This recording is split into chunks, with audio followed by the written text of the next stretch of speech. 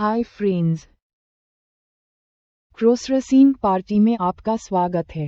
ये नीरज के क्रॉसरसीन के सफ़र की कहानी का तीसरा भाग है। अगर आपने अभी तक इस कहानी का पहला और दूसरा भाग नहीं सुना है तो ऊपर आई बटन पर जाके उसे सुन लीजिएगा। और हमें खुशी है कि हमारी लिखी हुई स्टोरीज आपको पसंद आ रहे हैं। हम आगे भी ऐसे ही बढ़िया स्टोरीज लिखते रहेंगे, वीडियोस बनाते रहेंगे और आपको एंटरटेन करते रहेंगे। अब शुरू करते हैं नीरज की कहानी का तीसरा भाग। नीरज आज सुबह जल्दी उठ गया। वो आज की अपनी प्लानिंग के बारे में एक्साइटमेंट और साथ में थोड़ा डर फील कर रहा है, पर उसने आज अपने प्लान को पूरा करने का फैसला कर लिया है। वो जल्दी से नहाकर फ्रेश हो गया और नाश्ता करने बैठ गया। नीरज नाश्ता खत्म करके अपने दोस्तों के साथ क्रिकेट खेलने चला जाता है। नीरज जब जा रहा था तब उसकी माँ कहती है, दोपहर को जल्दी वापस घर आ जाना, हमें शॉपिंग के लिए जाना है। नीरज, ठीक है माँ, इतना बोलकर निकल जाता है। और दोपहर में 12:30 बजे तक नीरज क्रिकेट खेलकर वापस आ जाता है। नीरज की माँ शॉपिंग के लिए जाने के लिए तैयार हो रही है। नीरज के मन में काफी उतावलापन आ रहा है। नीरज अपने फ्लैट के हॉल में बैठा हुआ है और तभी जिया नीरज की माँ को बुलाने आती है। नीरज, आंटी कहाँ गई? तैयार हुई या नहीं? नीरज ने जवाब दिया, माँ तैयार हो रही है। जिया ने कहा, नीरज तुम भी चलो ना हमारे साथ शॉपिंग पर। घर पर तुम क्या करोगे? नीरज ने ये कहकर टाल दिया कि तुम लोगों की शॉपिंग के बीच मेरा क्या काम है? मैं क्या करूंगा वहां आके? जिया ने मजाक में कहा, तुम्हें मेरे जैसे कपड़े चाहिए थे ना, ले लेना। और जिया ये कहकर हंसने लगी।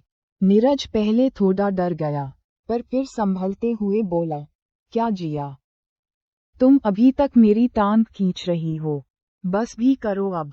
उतने में नीरज की माँ तैयार होकर आ जाती है और वो लोग शॉपिंग के लिए निकल जाते हैं। उनके शॉपिंग करने जाने के थोड़ी देर बाद नीरज अपनी बैग में 2 किताब लेकर छत पर चला जाता है। वो वहां जाता है तो वहां जिया की वही ब्लू कुर्ती, प्लाजो और दूसरे कपड़े सूख रहे थे। नीरज थोड़ी देर वहां पढ़ाई करने का दिखावा करता है और थोड़ी देर बाद कोई देख तो नहीं रहा, ये तसल्ली करके जिया की कुर्ती, प्लाजो और दुपट्टा जल्दी से अपनी बैग में रख लेता है और फिर वो थोड़ी देर और वहां पने का दिखावा करता है और बाद में वो वापस अपने घर चला आता है। वहां उसके पापा बैठे हुए थे जो नीरज को देखते ही पूछते हैं, ये बैग लेकर कहाँ गया था? अचानक से अपने पापा का सवाल सुनकर नीरज के दिल की धड़कनें काफी तेज हो गई और वो बोला, छत पर गया था थोड़ी देर पढ़ाई करने। फिर नीरज के पापा ने और कुछ ज्यादा पूछा नहीं। नीरज के मन को थोड़ी तसल्ली मिली और अब वो अपने रूम में चला आता है और बैठकर अपना होमवर्क करने लगता है और रात होने की राह देखने लगता है। नीरज के मन में काफी एक्साइटमेंट बढ़ चुकी है। वो जल्द से जल्द जिया की कुर्ती और प्लाजो पहनना चाहता है, पर उसके लिए जैसे समय थम सा गया है। रात हो ही नहीं रही है। उसके पेट में गुदगुदी सी हो रही है और जैसे जैसे समय जा रहा है उसका सब्र भी खत्म होता जा रहा है। शाम को खाना खाने के बाद वो जल्दी से सोने चला जाता है।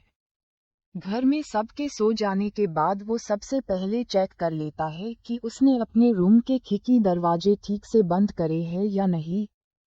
बाद में नीरज अपनी बैग से जिया की ब्लू कलर की कुर्ती, प्लाजो और दुपट्टा निकालता है। उसे छूते ही नीरज के तन बदन में कर्ट सा दौड़ जाता है। वो जल्दी से अपने पहने हुए कपड़े निकाल देता है और जिया की कुर्ती पहनने लगता है। जैसे जैसे कुर्ती नीरज के बदन को छूते हुए जा रही है, नीरज के तन बदन में खलबली सी मचती जा रही है। वो कुर्ती पहनने के बाद अब प्लाजो पहनने लगता है। प्लाजो पहनने के बाद वो दुपट्टे को जिया की तरह अपने कंधे पर लगा लेता है। नीरज लड़कियों वाले पूरे कपड़े पहनकर अपने रूम में घूमकर देखने लगता है। प्लाजो का बॉटम थोड़ा हैवी है और नीरज के चलने से वो लहराता हुआ नीरज के पैरों में टच हो रहा है। उस टच से नीरज को लड़कियों वाले कपड़ों की फील काफी पसंद आ रही है। नीरज काफी एक्साइट हो गया है और वो अब जिया के कपड़े पहनकर जिया की नकल करने लगता है। वो याद करता है कि जिया इस ड्रेस में क्या क्या करती थी और उसके एक्सप्रेशन कैसे थे। उसने अपना दुपट्टा कैसे रखा हुआ था, चलते हुए जिया कैसे चलती थी, दुपट्टा कैसे संभालती थी। नीरज खुद को जिया की तरह समझकर जिया की ही तरह बर्ताव करने की कोशिश करने लगता है। वो भी जिया की ही तरह अपना दुपट्टा संभालते हुए अपनी कमर मटकाते हुए चलने की कोशिश करता है। फिर वो अपने आप को आईने में देखता है। लड़कियों वाले कपड़े पहने हुए खुद को देख नीरज मन ही मन खुशी से झूम उठता है। नीरज ने पहली बार क्रॉस ड्रेसिंग की हुई है। उसने लड़कियों के इनर्स नहीं पहने हुए हैं, पर फिर भी वो अभी इतने में खुश था। वो अब अपनी बेड पर बैठ जाता है और जिया जैसे पाई कर रही थी वैसे ही पाई करने लगता है। नीरज को दिल में काफी सुकून सा मिल रहा है।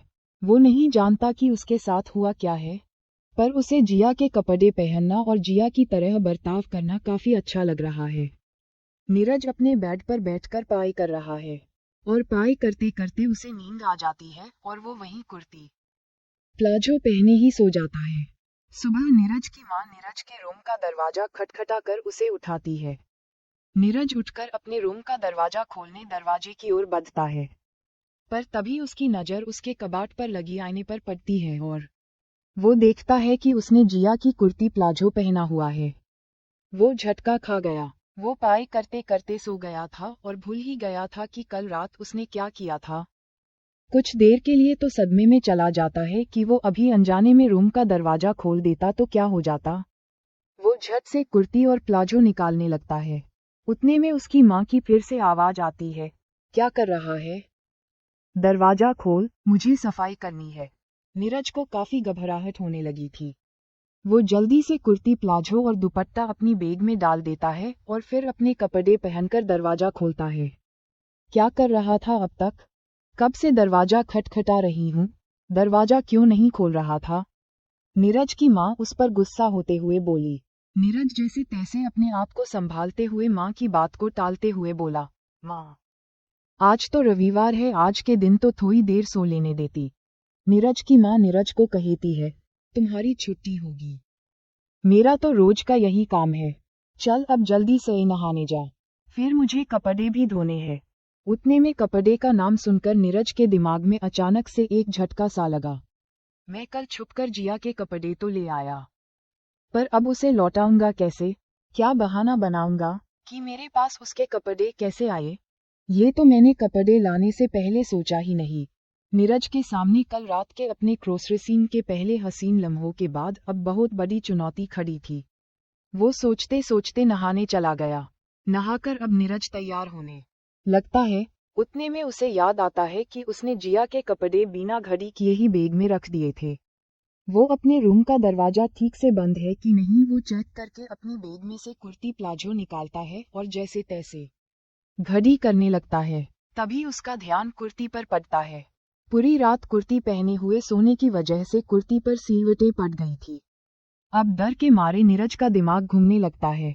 वो क्या करे उसे कुछ समझ नहीं आ रहा। ऐसे कुर्ती और प्लाजो वापस करने गया और कहीं जिया को शक न हो जाए। उसका डर उसे लगने लगा। क्या करेगा नीरज अब? जिया के कपड़े वो कैसे लौटाएगा?